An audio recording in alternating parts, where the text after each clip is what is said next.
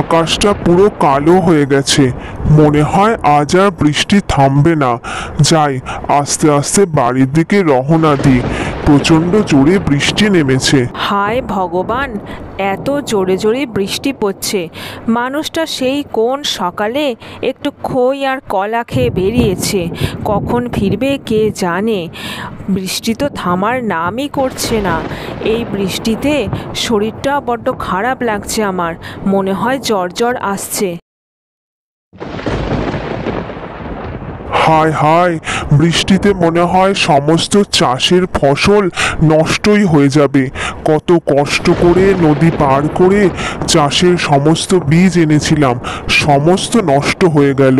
গিন্নি, ও গিন্নি, কোথায় গেলে গো? বলি একটু জল নিয়ে এসো তো, বড্ড জল তেষ্টা পেয়েছে। সেই কোন সকালে বেরিয়েছি, কই গো, সাড়া নেই কেন? হো গো, শুনছো? শরীরটা বড্ড খারাপ, প্রচণ্ড জ্বর এসেছে, অসহ্য মাথা যন্ত্রণা করছে। তুমি একটু ওষুধ নিয়ে আসবে গো, আমি দাঁড়াতে পারছি না। কি বলছো গিন্নি? এর মধ্যে তোমার আবার জ্বর এলো? আমি এখন কোথায় টাকা পাবো? জমিদার বাবুর কাছে টাকা ধার চাইবো কি করে?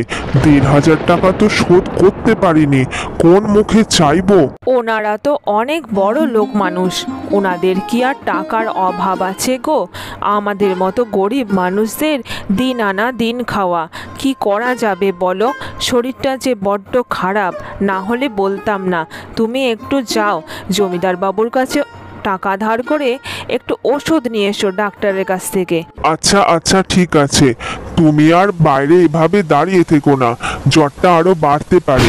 ঘরে গিয়ে একটু বিশ্রাম নাও, আমি বরং জমিদার বাবুর কাছে যাই।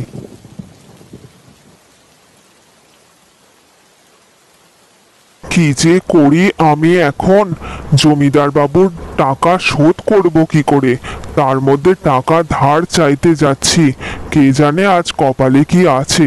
বলি কর্তামশাই, একটু জরুরি দরকারে আসতে হলো। কানাই এসেছে, আপনার সাথে দেখা করতে চায়। কি বলবো বলুন তো? আচ্ছা আচ্ছা, কানাই এসেছে, মনে হয় পাওনা গন্ডা মেটাতে এসেছে। যাও যাও, আর দেরি না করে এখনই পাঠিয়ে দাও। ১,৫০০ টাকা ওর কাছে আমি পাবো। কর্তামশাই, বড় বিপদে পড়ে আসতে হলো। গিন্নির শরীরটা বড্ড খারাপ কর্তামশাই, বড্ড জ্বর এসেছে, ওষুধ খেতে হবে, কিন্তু ওষুধ কেনার টাকা নেই। ডাক্তার না দেখালে গিন্নির অবস্থা খুবই খারাপ হয়ে যাবে। একটু যদি টাকা ধার দিতেন। কি কি কি কি বললি? টাকা ধার? আগে ১,৫০০ টাকা শোধ করবি, তারপর টাকা ধারের কথা মুখ দিয়ে আনবি। বলি লজ্জা করে না টাকা ধার চাইতে? দিন না কর্তামশাই, বড্ড দরকার টাকাটার। আমি কথা দিচ্ছি, আমি যেভাবেই হোক আপনার টাকা ২-৩ মাসের মধ্যে শোধ করেই দেব। গিন্নি ছাড়া যে আমার আর কেউ নেই কর্তামশাই, শরীরটা ভালো নেই গিন্নির। কয়েকটা টাকা একটু ধার দিন না। যা যা, ওসব টাকা পয়সা হবে না। তোদের মতো গরিব মানুষরা আমাদের কোনোদিনই উপকারে আসবে না। যত তাড়াতাড়ি পারিস আমার এই ১,৫০০ টাকা শোধ করে দিস। হ্যাঁ গো, বলি কার সাথে এত রাতে কথা বলছিলে? কে এসেছিল দেখা করতে? কে আবার আসবে? আমাদের গ্রামের কানাই টাকা ধার চাইতে এসেছিল। বলে কিনা বইয়ের নাকি প্রচন্ড জ্বর। ওসব বাহানা, বুঝলে গিন্নি, বাহানা। সমস্ত টাকা আদায় করার একটা মিথ্যা ছুতো। আমি তো পরিষ্কার না করে দিয়েছি, ওসব টাকা পয়সা হবে না, তাতে যা হবে হবে। আচ্ছা আচ্ছা, ভালোই করেছো। আর ওই কানাইয়ের বউ রত্না মাঝে মাঝে এদিক দিয়ে গেলে দেখা করতে আসে, আমি কি বুঝি না নাকি? ওসব হচ্ছে তেল মেরে চলার একটা উপায়, যদি কিছু টাকা পয়সা পাওয়া যায় তার জন্য। আমি তো কিছুই দিই না।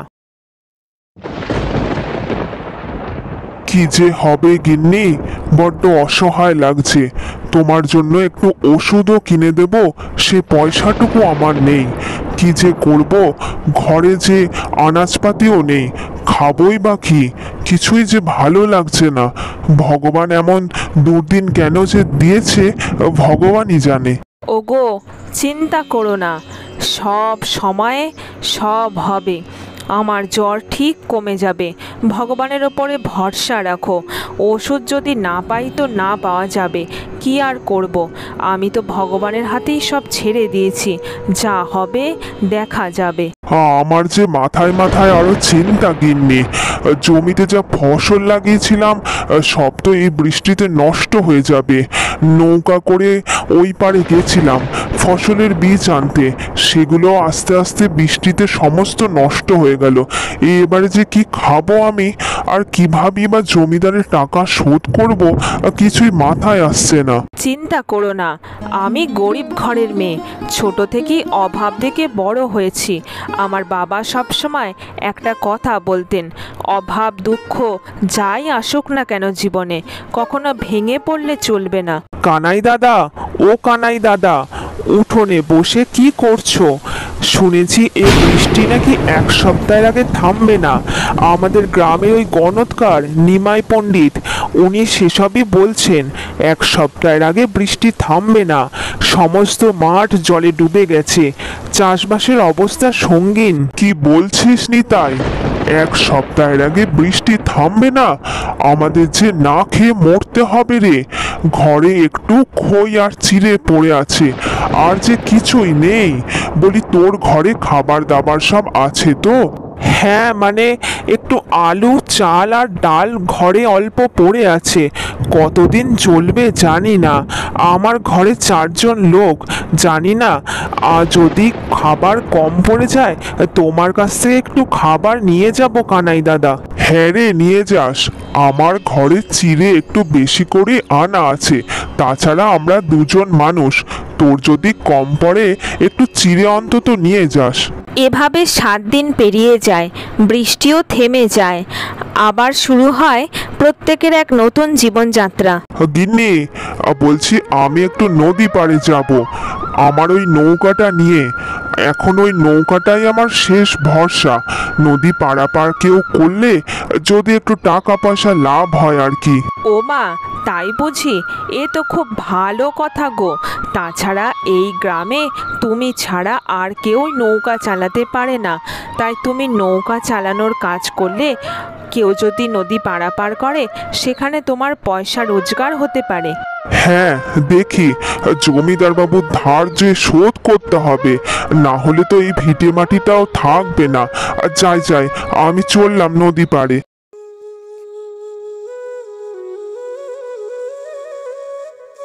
হায় হায় রে, এখানে এসে ভাবলাম নদী পারাপার করে যদি কিছু টাকা রোজগার করা যায়। সেই কখন থেকে বসে আছি, একজনও তো কেউ এলো না। মনে হয় এখান থেকেও টাকা রোজগারের কোনো উপায় নেই। কি যে করি এখন, চাষবাসটাও গেল, নৌকাটা দিয়েও কিছু হলো না। কানাই, ও কানাই, তোমাকে একটু বিশেষ দরকার আছে। একটা খারাপ খবর আছে কানাই। কি হয়েছে নিতাই? আবার কার কি হলো? বলি, আমাকে কি কিছু উপকার করতে হবে নাকি? হ্যাঁ কানাই, জমিদার বাবুর স্ত্রী, মানে আমাদের গিন্নিমা, কাল রাত থেকে জ্বরে ভুগছে, প্রচণ্ড জ্বর, কোনো সার নেই। জমিদার বাবু মনে হয় স্ত্রীকে নিয়ে এদিকেই আসছেন। কি বলছো নিতাই? তাহলে তো আমাকে এক্ষুনি হাসপাতালে নিয়ে যেতে হবে, না হলে তো গিন্নিমা সুস্থ হবে না। কোথায় কোথায় জমিদার বাবু কোথায়? কানাই, ও কানাই, এদিকে এদিকে। সর্বনাশ হয়ে গেছে কানাই, তোমাদের গিন্নিমা কাল রাত থেকে জ্বরে ভুগছে, কোনো সার নেই, কিছু খেতে পাচ্ছে না। হাসপাতালে ভর্তি না করলে একটা অঘটন হয়ে যাবে। এই গ্রামে তুমি একমাত্র নৌকা চালাতে পারো কানাই, আমার স্ত্রীকে বাঁচাও, বাঁচাও আমার স্ত্রীকে। জমিদার বাবু, আপনি কোনো চিন্তা করবেন না, গিন্নিমাকে নিয়ে এদিকে আসুন, আমি এক্ষুনি নৌকা করে নদী পার করে হাসপাতালে নিয়ে যাচ্ছি।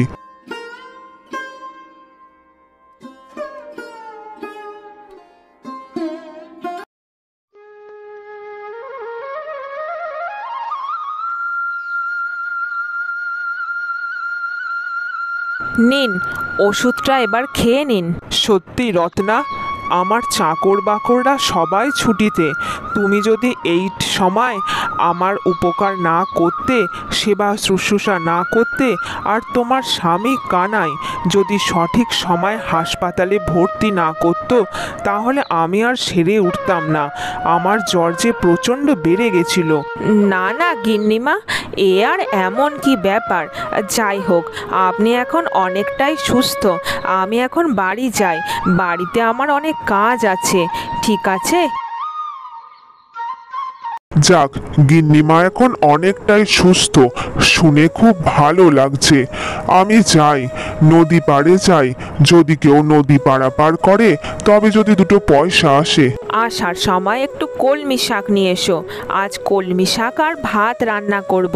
আমিও যাব, নদী থেকে জল নিয়ে আসতে হবে, ঘরে রান্নার জলটুকুও নেই। সেই তো গিন্নি, শাক ছাড়া তোমাকে আর কি বা খাওয়াতে পারি? মাছ, মাংস, ডিম যে অনেক টাকা দাম।